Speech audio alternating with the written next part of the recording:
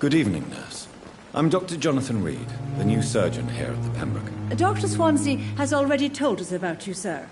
I'm Nurse Gwyneth Brannigan. Welcome to the Pembroke Hospital. Did he really? It's a good thing I wasn't hoping to keep a low profile. All members of staff have already read about your new blood transfusion technique. Dr. Swansea made sure of that. I see. Well, I'm a little surprised, but I suppose I'll just have to deal with this unexpected notoriety. You must know, blood transfusions are Dr. Swansea's primary subject of research. He is convinced it is the future.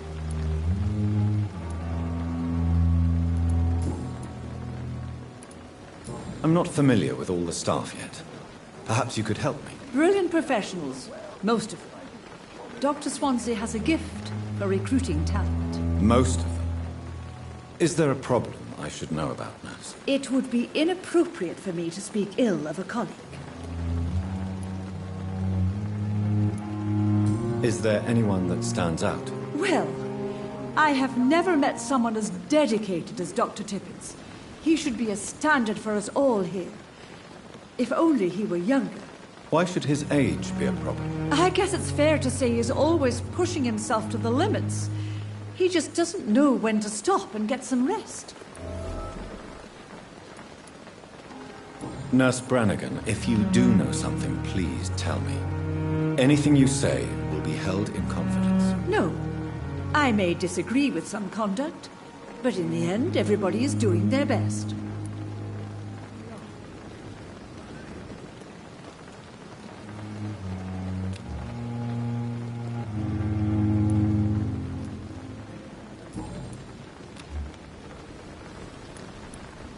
How are things here? Not good, to say the least. We're struggling against an invisible enemy, more lethal than any bullet from a gun. It's hard, Doctor. Do you think this hospital can survive the epidemic? We are all volunteers here, and we're trying to hold fast, but how do we beat an invisible killer? Some nurses have already resigned. An invisible enemy? Quite a poetic term for a disease, especially from a nurse. Sorry, Doctor. These last few weeks have been exhausting. We could all do with a good night's sleep.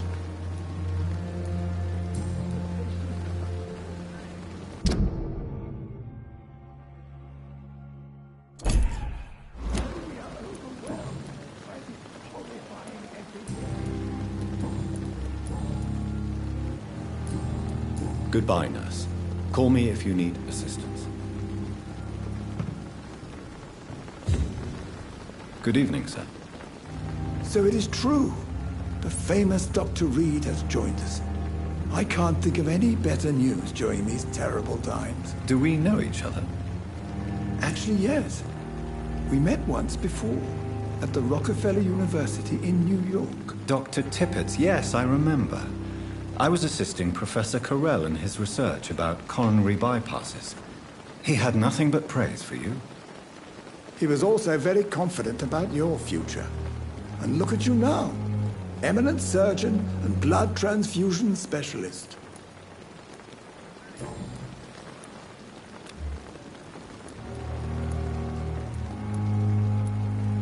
What is the Pembroke Hospital situation? And please, speak freely. This hospital is not exactly the best of London. I'm sure you are used to working in a better environment.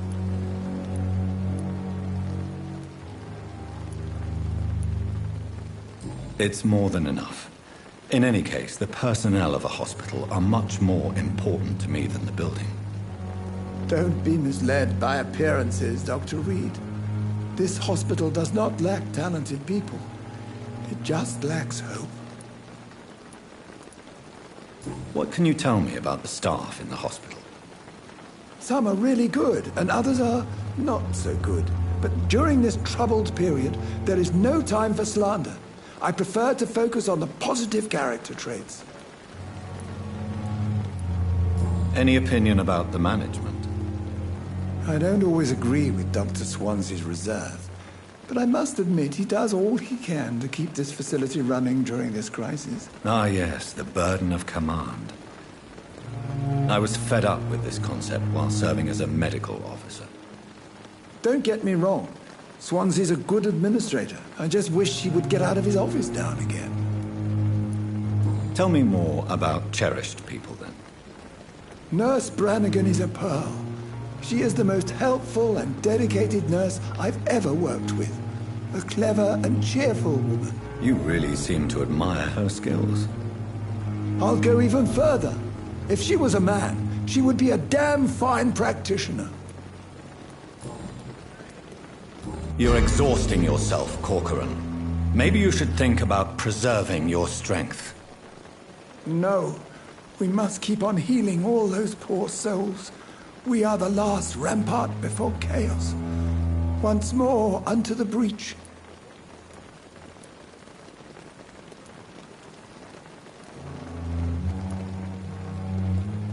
Nurse Brannigan is worried about you, Doctor.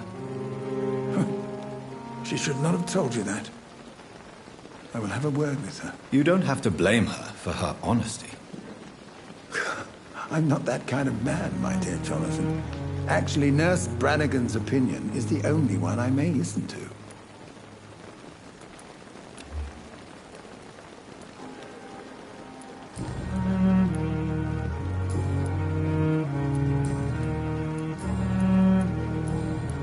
Goodbye, Dr. Tippett.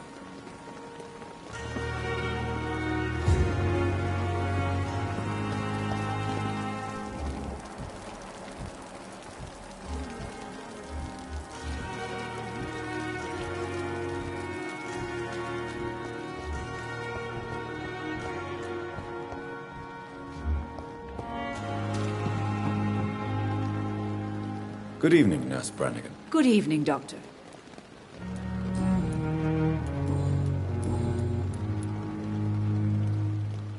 Why does Dr. Tippett claim you're the main reason he keeps working, despite his fatigue? If it wasn't for him, I probably would have left the Pembroke years ago. Dr. Tippett does not think of you as just a nurse anymore, does he? If you're suggesting he's not taking my gender into consideration when it comes to medical practice and knowledge, I really hope he doesn't.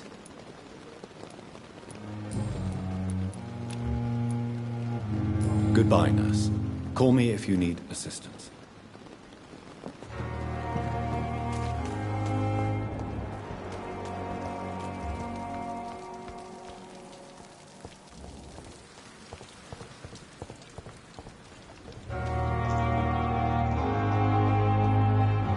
Did I black out?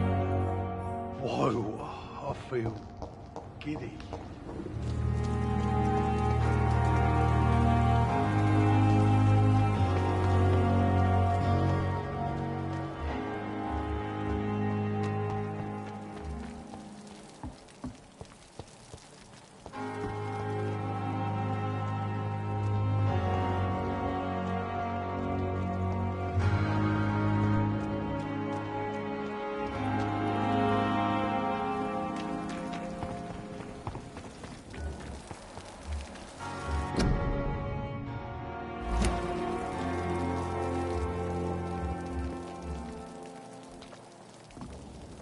Good evening, sir. I'm Dr. Jonathan Reed. I'm new here. I've already heard about you, Dr. Reed. I'm Milton Hooks, the ambulance driver for this shithole of a hospital. That's quite a blunt introduction, Mr. Hooks. You can call me Milton. I like to speak my mind, Dr. Reed. Perk of the job. Don't judge me, and I won't judge you. I'm not sure I understand what you're talking about. Well, I'm no doctor, but I'm pretty sure a gun can't be used as a surgical instrument. You have a keen eye. I learned to shoot during the war, and have carried one ever since. Old habits die hard. No need to explain, Dr. Reed. And if you ever need a better gun, remember, I may have something for you.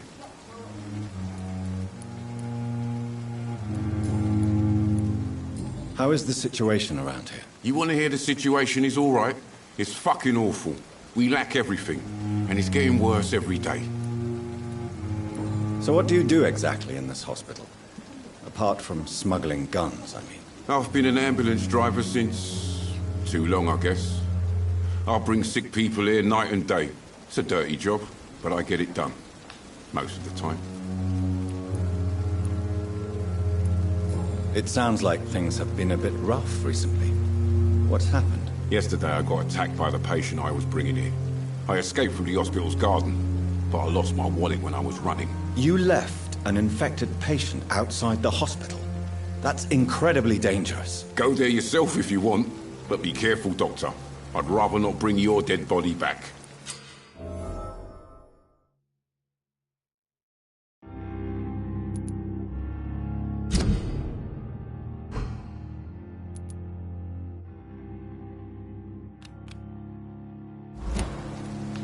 Since you're on the front line, how is the sanitary situation in this vicinity? It's a complete disaster. It's even getting dangerous to enter some streets or buildings. Even the locals attack you. Are you really smuggling weapons through the hospital? And why not? I've already been attacked by patients, you know. And by gang members willing to steal my money. But you're not defending yourself. You're selling guns to civilians. You keep people alive your own way, Doctor. I offer them another way to protect their health.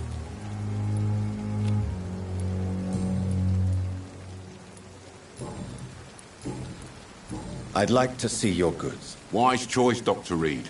A reliable gun is what everybody needs these days.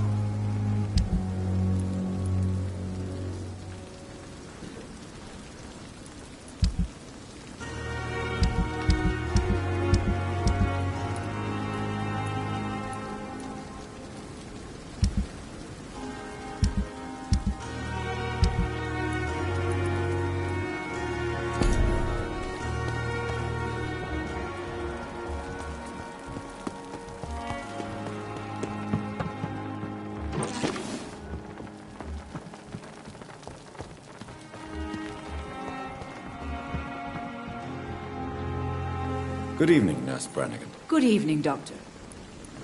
Goodbye, Nurse. Call me if you need assistance.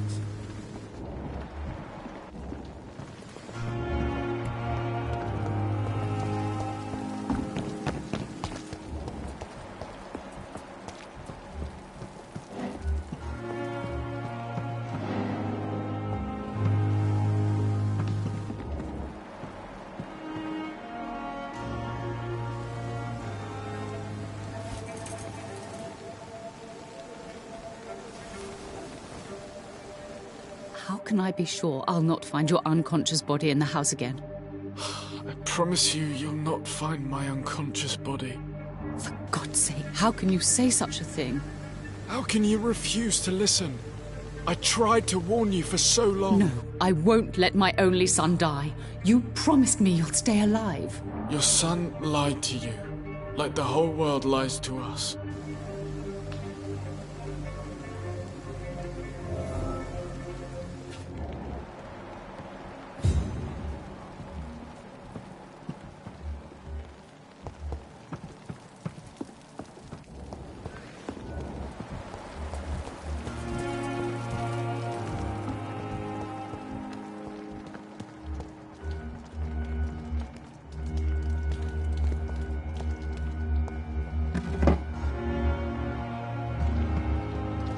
Dr. Swansea is right. This place seems perfect to conduct my research.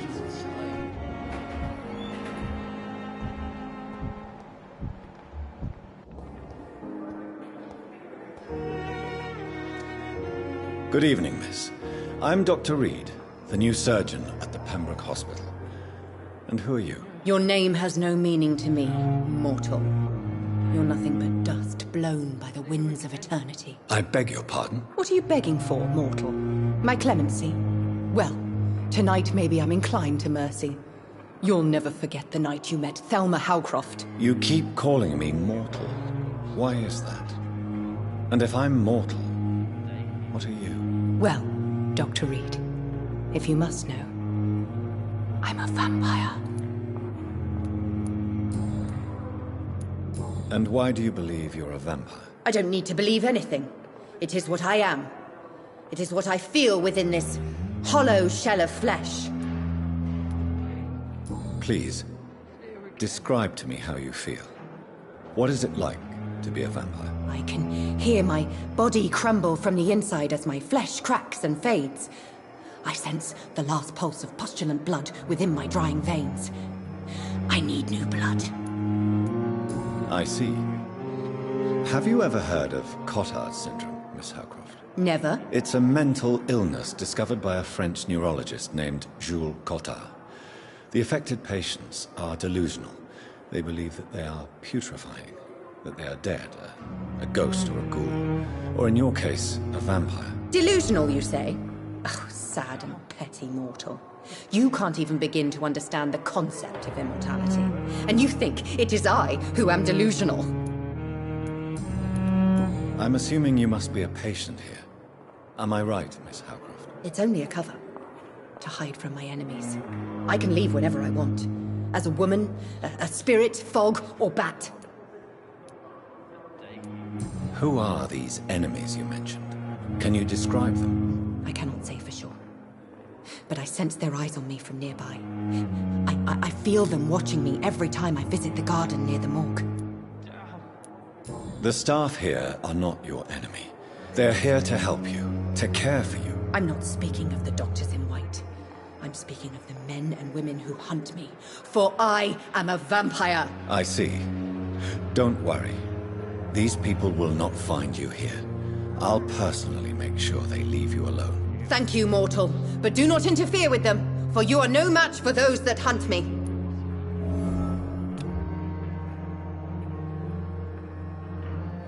Do you require my services, Miss Howcroft? I have no need for your medicine, Dr. Reed.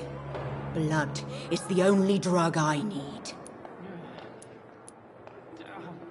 I'll leave you, Mistress of the Dark, to your nocturnal activities.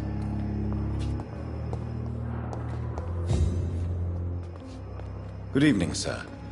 Can I help you? Unless you're here to fix my face. No.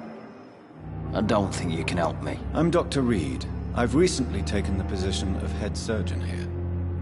War injuries, am I right? You guessed right, Doctor. German shell took my pretty little mug right off. But they still call me Thomas Elwood.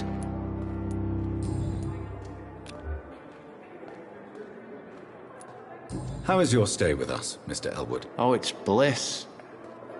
I just escaped death in the trenches to be surrounded again by the moans of the dying. Can I ask you precisely why you're a patient here? It's the pain, sir. The drugs don't work. It just hurts under the scars, if you get my drift. Who is treating you? Is someone in particular looking after your case? Nobody since the old and tired doctor spoke to me. Started to think I was forgotten about. Wouldn't blame you. You don't seem worried by that. My face hurts so much more when I smile or cry. I've learned it's easier not to speak. But be assured I'm smiling inside. Can I do anything for your pain? Nurses gave me a bunch of pills. No effect. Told you. It's like the flames are under my skin, burning away.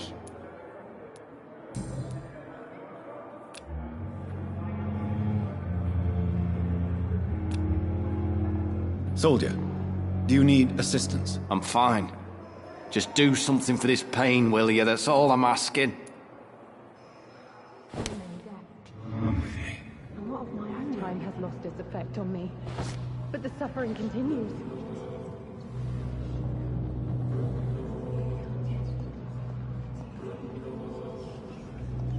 I wonder why the Cosmics came here in the first place. I wonder what your last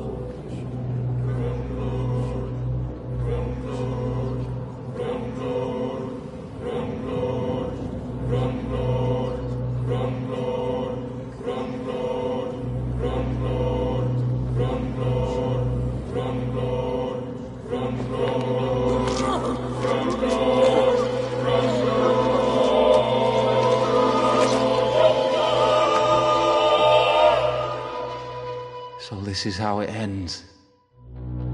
Farewell, my life, you betrayed me, good.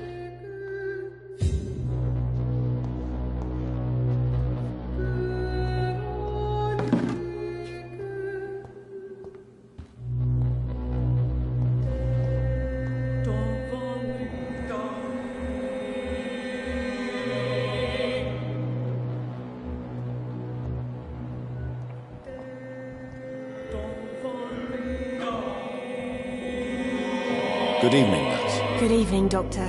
I don't think we've been introduced yet. My name is Pippa Hawkins. And I'm Dr. Jonathan Reed. Dr. Swansea has recently offered me a position in this hospital. Well, it's a euphemism that your help will be appreciated, Doctor. How would you describe the situation at the Pembroke Hospital? It's serious. The flu is wreaking havoc amongst the staff and patients. We are running out of everything.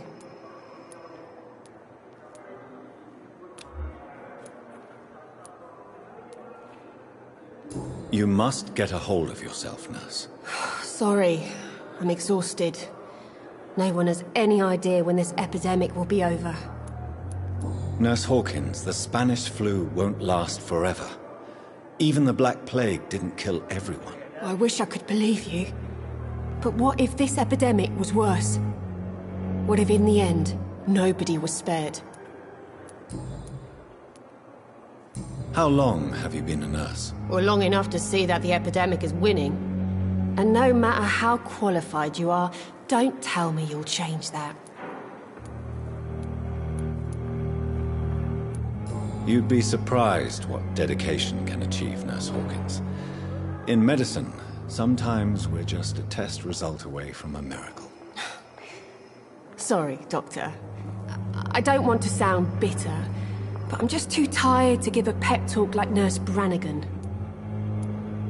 How is the Pembroke staff coping with the epidemic? Well, not well. Milton, the ambulance driver, is even more grumpy than usual, especially concerning doctors. Why is Milton grumpy on a daily basis?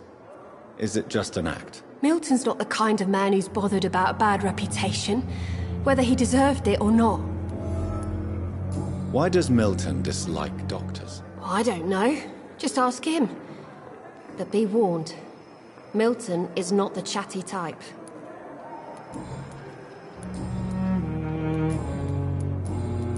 Goodbye, Nurse Hawkins.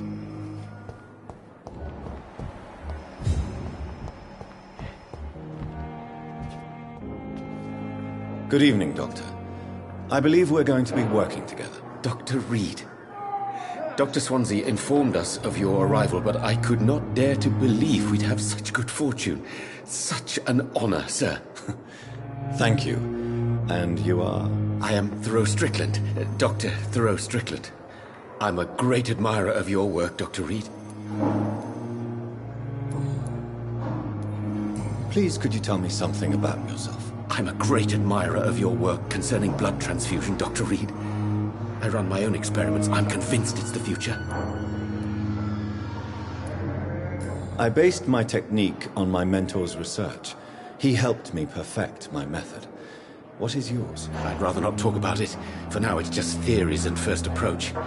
My process is purely experimental and unsuccessful. As long as you're cautious and methodical, you may remain empty-handed, but you won't fail. You're not the first one to warn me, but I am convinced knowledge is the main weapon against the ravages of this epidemic. What made you choose to be a doctor? I'm not ashamed to admit you and your work have inspired me. I am honored to have the opportunity to work by your side. It's always a pleasure to share scientific and medical knowledge with someone eager to learn. I'll be glad to help you if I can. This epidemic may be the century's most terrible disaster, but I'm convinced that we, as doctors, are the only ones able to defeat it. What can you tell me about the Pembroke? Well, it has always been an honor to work with Dr. Swansea. But with your arrival, I can't think of a better opportunity to learn about blood transfusion. You seem quite optimistic. It's a rare and precious attitude in these difficult times. I'm convinced that this epidemic is a test of endurance and dedication for us men of science. Questions remain about our capacity to resolve the situation. True. Last summer, during the first wave of the epidemic, I used to joke with Milton about the extra work. We're not smiling now. Do you need help with anything in particular? Well, yes, maybe. I'm waiting for a batch of products I ordered for my personal research. Yet my supplier seems to have vanished. Do you want me to play the errand boy for you? Oh no, Dr. Reed. But if you went personally to his shop, what with your reputation and all, he wouldn't dare to refuse the products I need. I see. Well, give me the address, for I may pass by if I have time.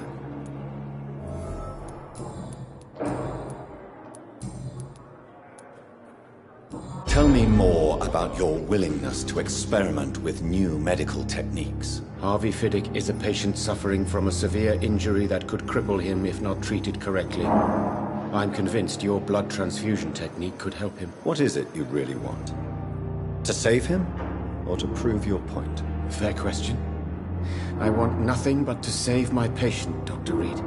Especially since I know Mr. Fiddick's story.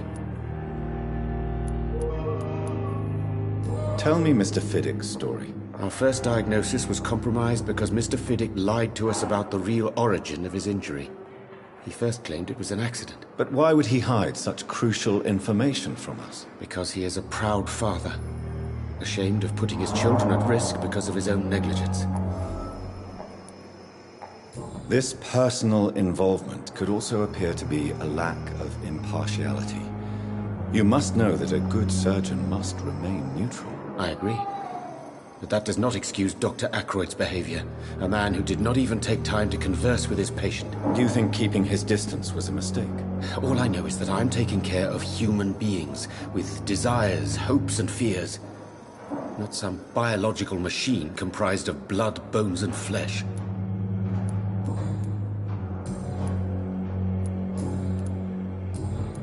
Goodbye, Dr. Strickland.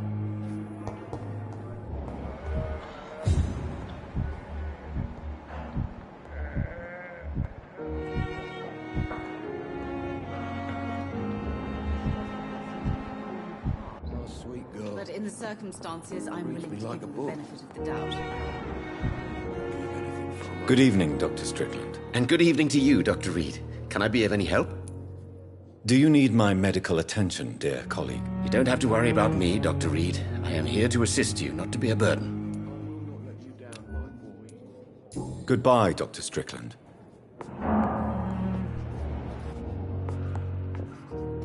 Good evening, sir.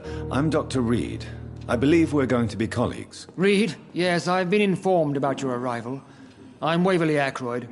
Welcome aboard, I suppose. Does my arrival inconvenience you in some way, Dr. Ackroyd? Let us just say that I don't particularly share Dr. Swansea's enthusiasm for hiring you. What we need here are reliable professionals, not overrated dabblers.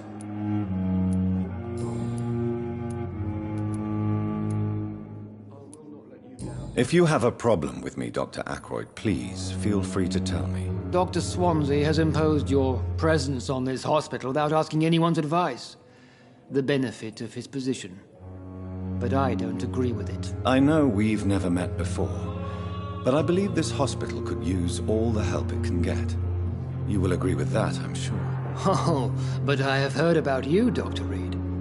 Of course you can't say the same about me, since I have not wasted my time courting the press.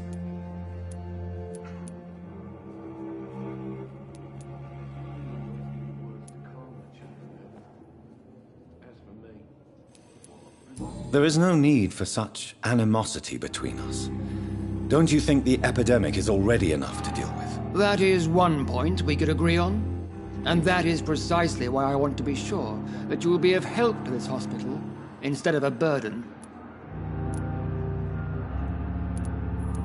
Since your tenure in this hospital is longer than mine, perhaps you can tell me more about this place. Let's just say I'm tired of the carelessness around me.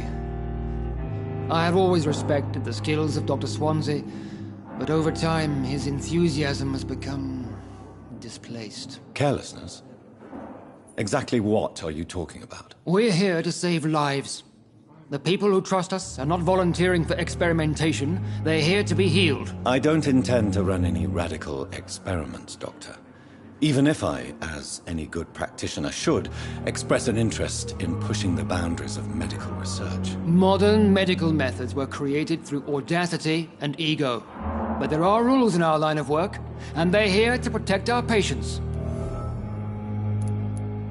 Tell me, Waverly, What do you think of Dr. Strickland's enthusiasm for his experimental research? Strickland is playing with his patients' lives for pride and glory.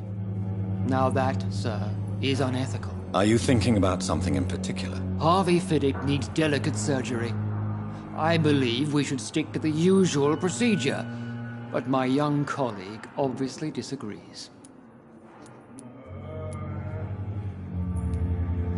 Why do you wish to lead this surgery? I strongly believe that Mr. Fiddick should not be butchered to test an unproven procedure.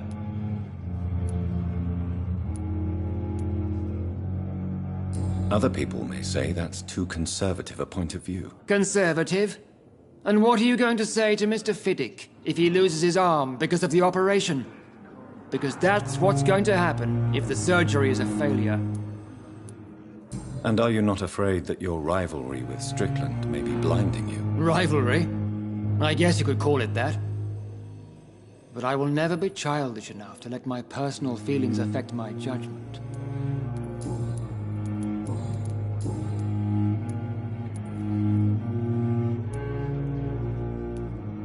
It seems you have bad memories of your military service. I refuse to see this industrial slaughter as scientific progress. War only reveals the worst in men. We can at least agree on something, Dr. Ackroyd. I don't know what you've heard about me, but I have already proved my value as a practitioner. I don't question your skills, Dr. Reed, but your motive. Is it money, fame, or are you truly dedicated? And what exactly is that supposed to mean? I served in the war just like you. But unlike you, I did not use the wounded to play the modern sorcerer. Be careful what you insinuate, Dr. Ackroyd. I only want you to admit you used those men to improve your theories.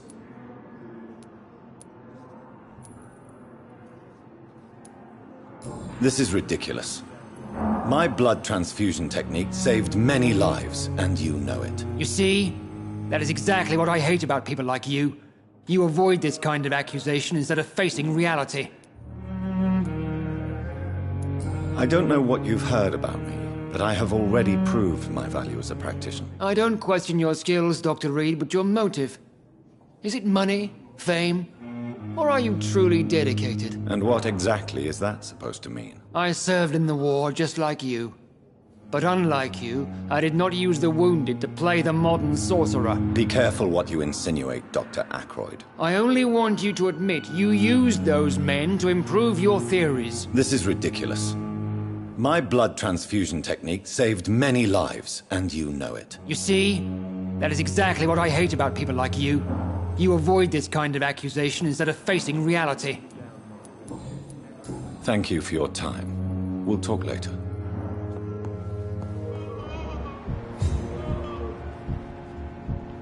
Good evening, sir. Doctor. You always knew the words to call. Good evening, madam. Can I help you? It's my son who needs you, sir. I'm Dr. Jonathan Reed. How can I help your son? I'm Beatrice Goswick, mother of Mortimer Goswick. Could you check on him, please, Dr. Reed? I've heard much of your talents as a physician.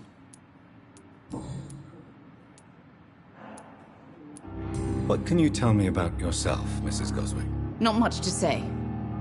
Just take care of my Mortimer and I'll cover all the expenses. That's all that matters.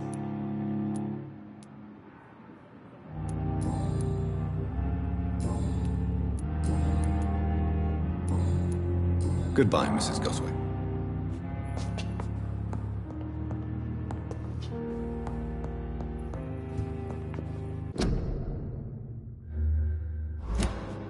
I will not let you down, my boy.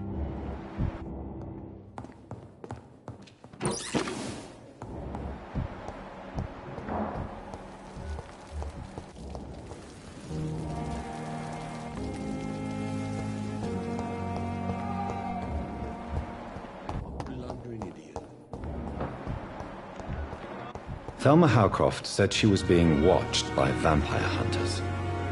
Where are they hiding? I should investigate.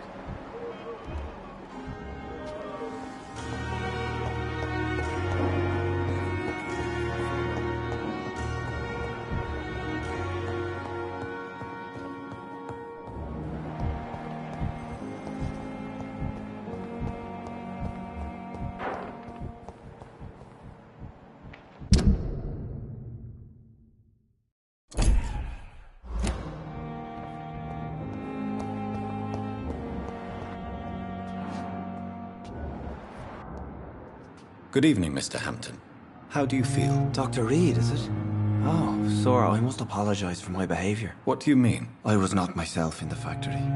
Fear and exhaustion made me say awful things to you, I'm afraid. You remained perfectly nice and polite. A little delirious, perhaps. But who wouldn't be after enduring an abduction? Thank you, Doctor. That's a relief. Now all I need to do is rest and return to my flock. How did you end up in William Bishop's den? I had received alarming news about his recent behavior. I went to his place and he refused to let me go. Why did he abduct you? William was an alcoholic. His addiction suddenly changed to blood. I don't know why. Just like a patient I met here. This Miss Hawcroft. You dared to enter this awful place alone. You're a hero, Mr. Hampton. Or a fool. I'm just a man trying to help his friends, Dr. Reed. William Bishop was a conflicted soul, searching for light. Do you know Tom Watts, the bartender from the Turtle? I met him before I found you in the canning factory. Tom? Yes, of course. Always the helping hand, good old Tom. Without men like him, corruption and despair would have wiped out the East End long ago. People are still in despair. How could it be otherwise? The authorities have left us all to rot in this contagious nightmare. No drugs, no advice, nothing. It's a damn shame. Who should I avoid in this part of town, then? Any particularly evil figures? Not really. Most men and women are just doing their best. And it's not my habit to speak ill of people I know, Doctor. What is the general situation in the East End docks? The situation has always been tough, with a lot of tensions between the gangs and the dockers' trade union. The wet boot boys are very nervous since they lost their leader. Has the gang been threatening you? Ah, no. I've had this nickname for so long, you know, the sad saint of the East End. No one dares to bug a saint, not even criminals. Who leads the gang now? Since Clay Cox went missing, it's his wife Edwina who runs the show, with the assistance of her minion, Booth Digby. How do you feel, Mr. Hampton? Medically speaking, I mean. I feel exhausted. Beyond exhaustion, actually. William drank so much of my blood in his madness. I feel empty. You're in good hands here. Dr. Swansea is well versed in blood transfusion, and I'm sure he'll take the best care of you. Thank you, sir. I believe all I need is rest, and then I can go back to the people who need me. What do you do for a living, Mr. Hampton? I can't help but notice the cross around your neck. I manage a night asylum for the poor and homeless of the docks, and I try to guide the lost and hesitant on the right path to our Lord. Why didn't you use your cross against William Bishop? To repel him somehow? That's a very strange question, Doctor. A cross is no magical token, if that's what you were trying to say. Not mine, anyway. Are you a priest, Mr. Hampton? A deacon, maybe? Not at all, Doctor. I'm just a man of faith willing to preach the good word. Have you made friends since you arrived? Not really, but I recognize Miss Harriet Jones. I knew her when she lived by the docks. That poor woman had such a miserable life. You never came to see her here at Pembroke? Receiving visits when sick can be an important part of the healing process, you know. We're not just bodies. You're preaching to the converted now, Doctor. To be truly honest, I thought she was dead. She left the docks many months ago. Goodbye, Mr. Hampton. We'll talk again later.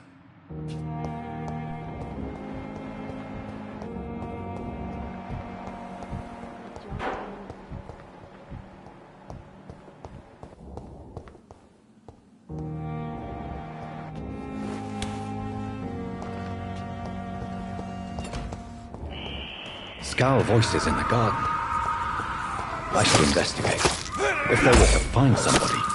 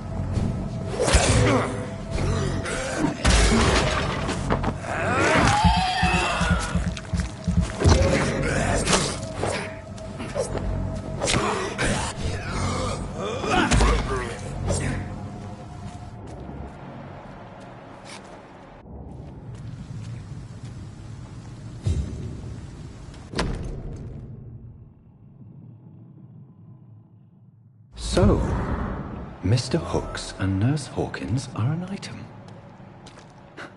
Those two have hidden their affections well.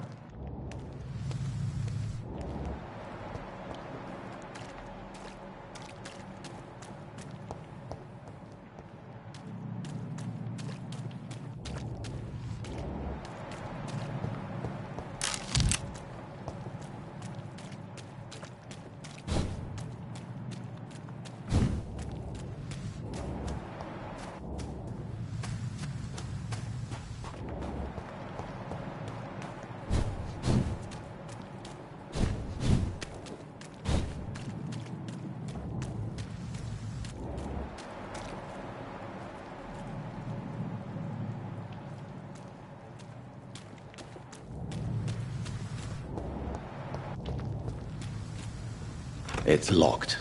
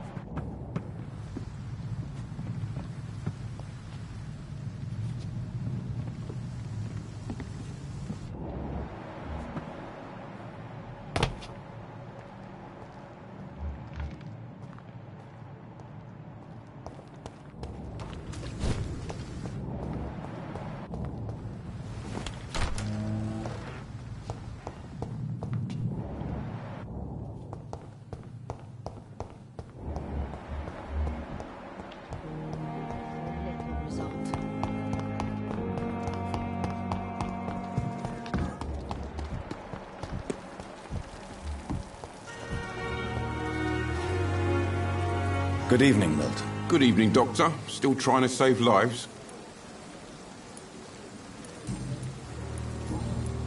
I have some good news, Milton. What? The epidemic's over? I retrieved your wallet, with all the money and a certain picture. Well, yeah, Pippa Hawkins is my girl. So what?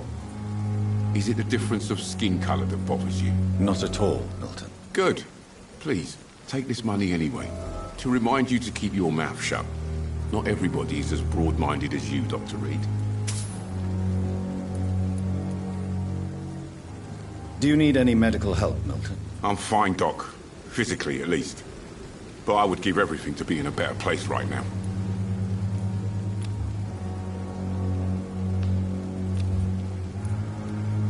I'd like to see your goods. Wise choice, Dr. Reed. A reliable gun is what everybody needs these days.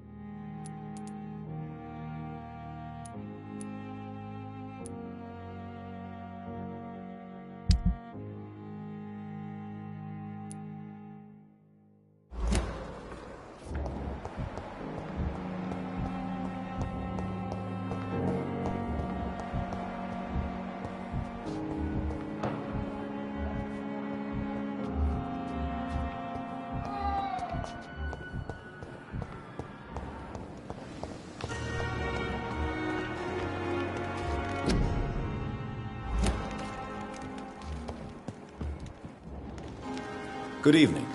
I'm Dr. Reed. Always a pleasure to meet a colleague, sir. Especially when he was supposedly dead. A colleague? Are you a doctor too? Not anymore, sir. I used to be Dr. Rakesh Chadana. Now, I'm just Mr. Chadana, pawnbroker and humble guardian of this morgue. What do you mean, you used to be a doctor? Was your license revoked? No, sir. It is just that I like to be precise. I run a little pawn shop while taking care of the dead. But I used to be a real doctor. Are you afraid or uneasy being surrounded by so many corpses? Why should I? These bodies are empty vessels. Flesh left to decay. Poof. No soul anymore. All gone. An interesting point of view. And quite an exotic one, too. Most people fear, or at least have a respect, for dead flesh. Sir, as a medic during the war, I learned to face my death and the death of others. It's the pain we have to tame, not death itself. How did you get this job? After I left the army, I worked as an undertaker down by the docks. A dangerous place with many an unpleasant business there. Milton Hooks helped me get a job here. Do you work here alone? Yes, very easy work, sir. All I have to do is watch a few bodies. The situation was very different when the main morgue was still open. Why do you have to watch these bodies? Because these poor fellows have no names. We keep them in case someone comes looking for the missing. Sadly, very rarely happens. Why close the hospital's main morgue? It was for sanitary reasons after the beginning of the epidemic. Cadavers had to be moved to the nearest mass grave. Have we met before? I don't think so, sir. Why? When we first talked, you said you were glad to meet me since I was reported dead. A funny story, sir. Your sister came here a few nights ago. You were missing, and she was looking for your body. She must be very relieved now.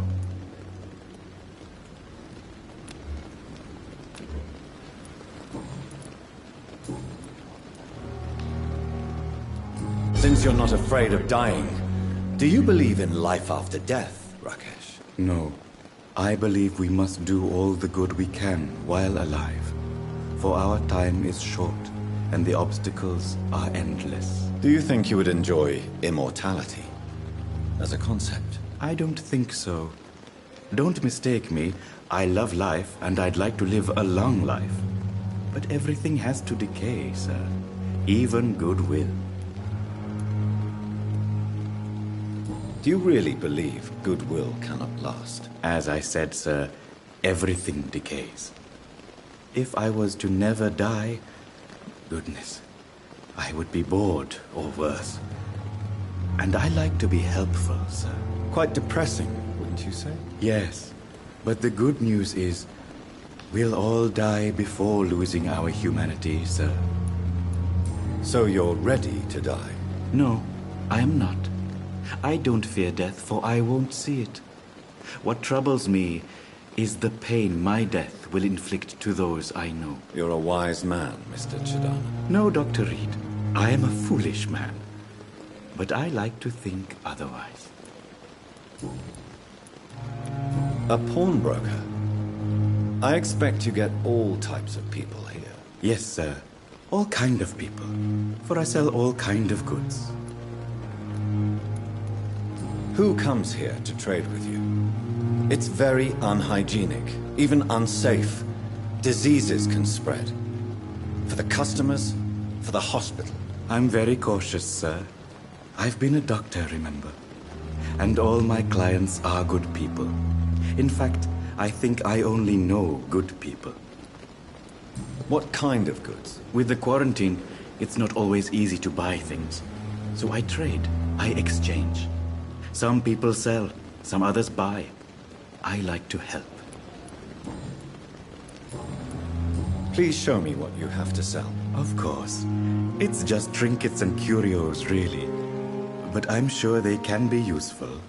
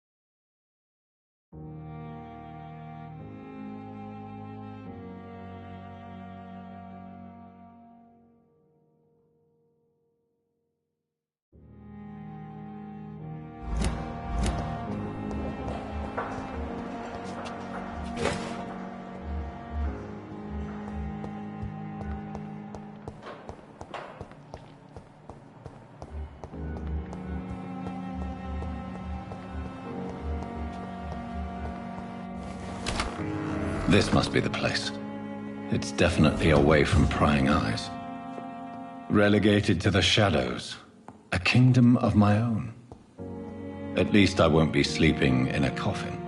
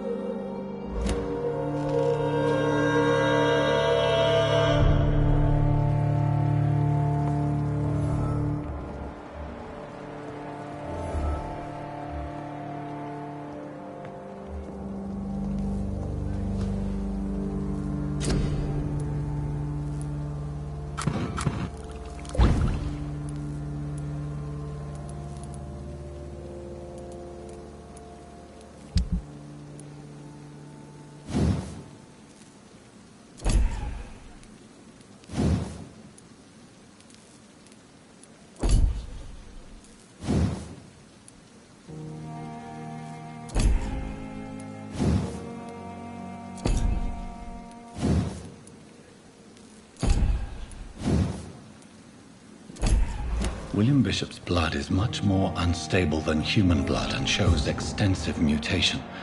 But this is not what happened to me. I must keep on searching. The sun is about to rise. I can feel it. I'll continue tomorrow night. I have so much time now.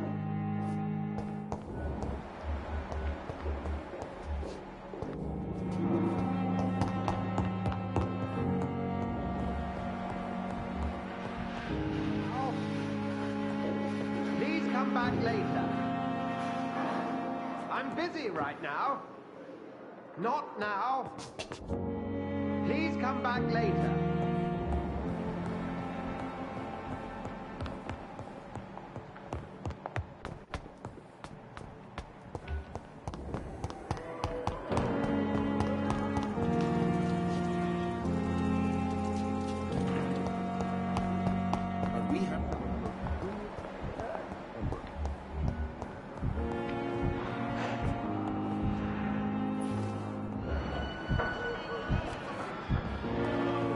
You always knew the words to calm the children, Ellen. As for me, what a blundering idiot.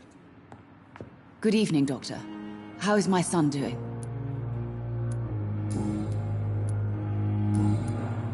Do you require medical attention as well, Mrs. Goswick? I have other concerns right now, Doctor. But I'm fine, thank you. Goodbye, Mrs. Goswick. Good evening. I'm Dr. Reed. Can I help at all? No. Really? Why are you here, then? I don't want to talk. My throat hurts too much. I suppose that this pain is the reason you're here. Is someone taking care of you? Yes. And no. Could you at least tell me your name, sir? Mortimer. Mortimer Goswick. How painful is your throat, Mr. Goswick? So painful I'd rather not talk at all, Doctor. I'll let you get some rest, then. I'm all right. Don't waste your time. As for me... Good evening, Mr. Goswick. How are you? I'm okay. Tell me about yourself, Mr. Goswick. I don't want to talk, Doctor. Do you need any help? I'm afraid I may, sir. I don't mean to be a burden.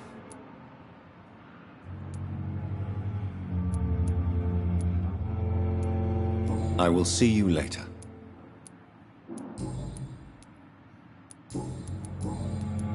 Admit it, Mortimer. Your mother had you hospitalized here because you tried to kill yourself. Yes, it's true. All right, then. This is the first time we've really shared information about your case.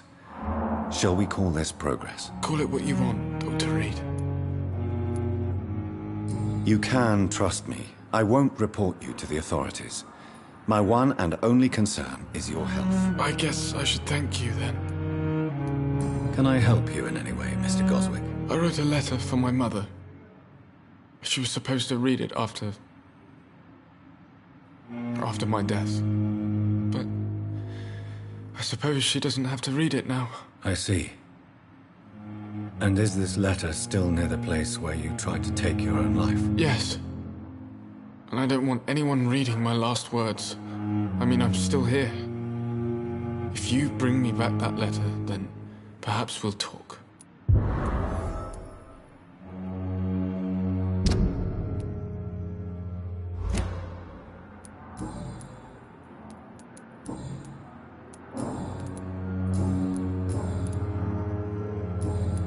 I have to go now, sir. But don't hesitate to contact me if you need any help. I'm all right. Don't waste your time with me.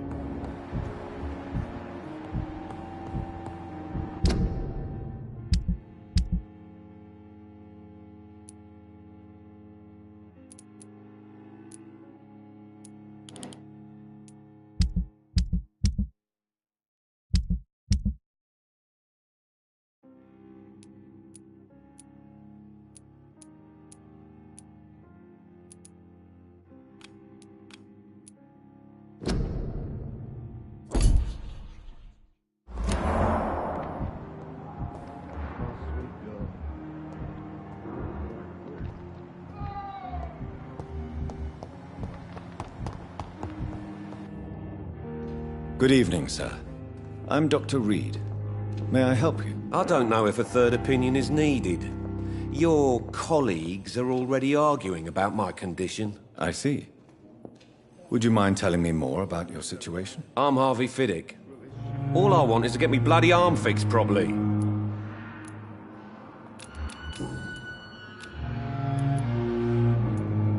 Are you satisfied with your treatment here? Well, it's clear that I've chosen a bad time to be injured. Forgive my bluntness, but you seem overwhelmed by cases of the flu. I won't lie to you about it. I'm afraid we are. Are you sure you don't want to operate yourself, Dr. Reed? I have the feeling you're very capable, and your colleagues seem to think so too. In other circumstances, you would be right. But for now, I don't think I can take on the responsibility. My apologies. Tell me about yourself, Mr. Fiddick. I'm just a regular guy waiting to get his arm fixed, so I can return to work and to my family. I was more curious about what you were doing before being hospitalized. I'm a carpenter, and a good one too. But that means I need both arms to feed my family, Dr. Reed. Tell me about the doctors who are arguing about your case. Strickland and Aykroyd. They both want the best for me, but there's a lot of pride there. Doctors are no different from carpenters, it seems. What do you mean? I often had professional arguments with rivals on a building site.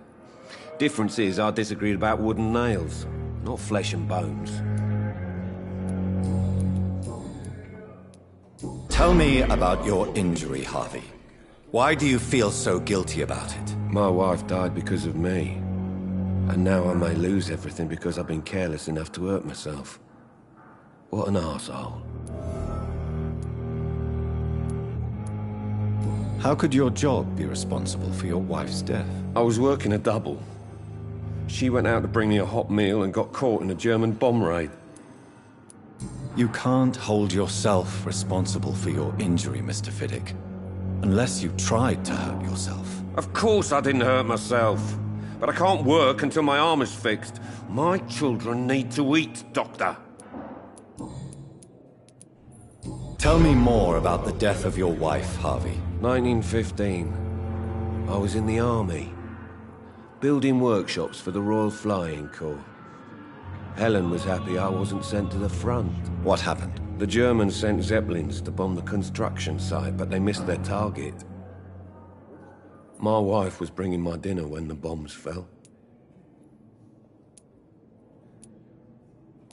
I'm sorry for your loss. So many died during the bombings. I served in France and witnessed the carnage there. I would like to say that she didn't suffer.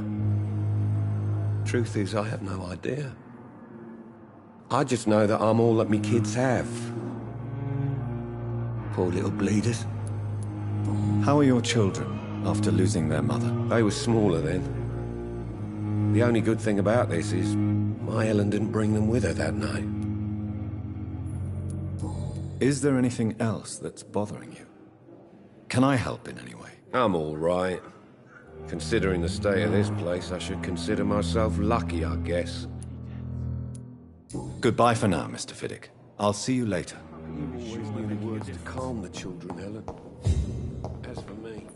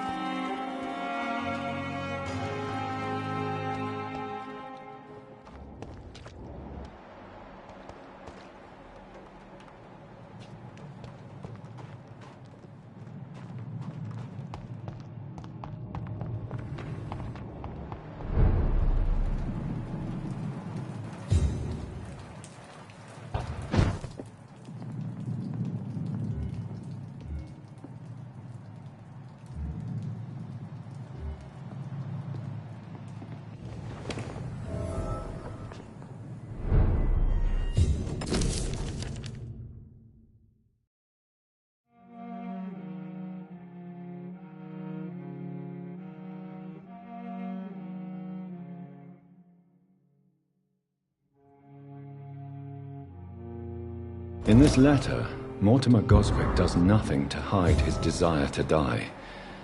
I could give it to his mother, but doing so would betray his trust.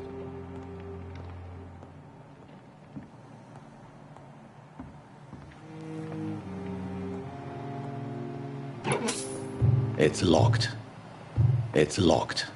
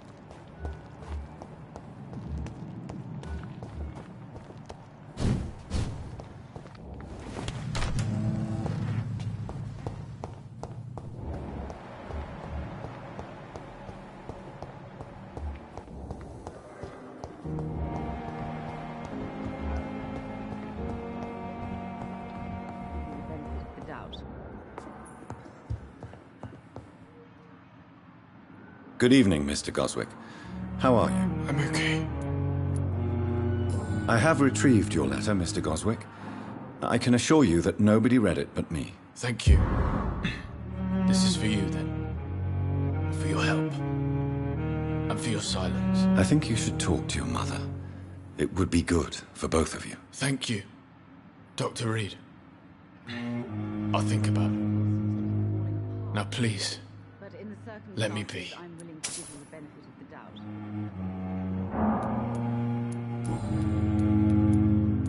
I've read your letter, Mortimer. You wrote about an unbearable feeling of despair while the world crumbles around you. Tell me more about it. There's nothing more to say, really. It's hurtful, it's unbearable, and I don't ask anyone to understand what I feel. Don't you see how lucky you are?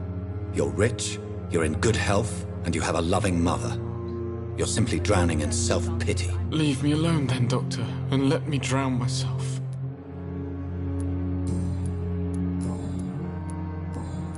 I have to go now, sir.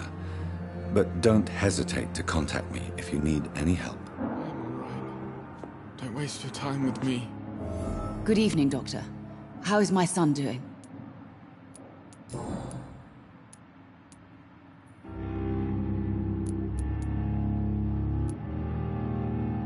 Mortimer is extremely vague as to his motivations for committing suicide. Tell me more about what you know. As you say, Mortimer had no reason to die. All he said to me was that he wanted to make the world a better place, but couldn't. What do you think he meant by making the world a better place? Mortimer has always been a sensitive soul. He wouldn't talk to anyone for months after his father passed. It's like he carries everyone's sadness with him. Why did your son feel so useless when facing the world? I think it was more that he could only see the melancholy facets of life. He couldn't help but dwell on such things.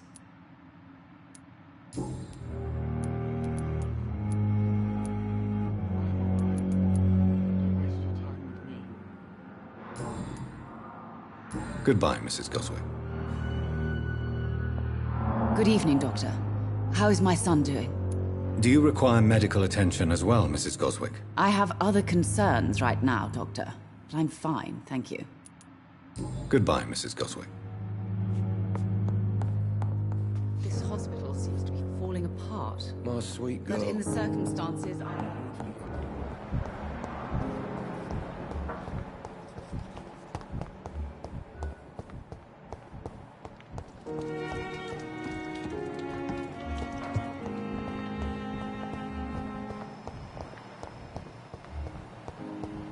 It's locked, all right.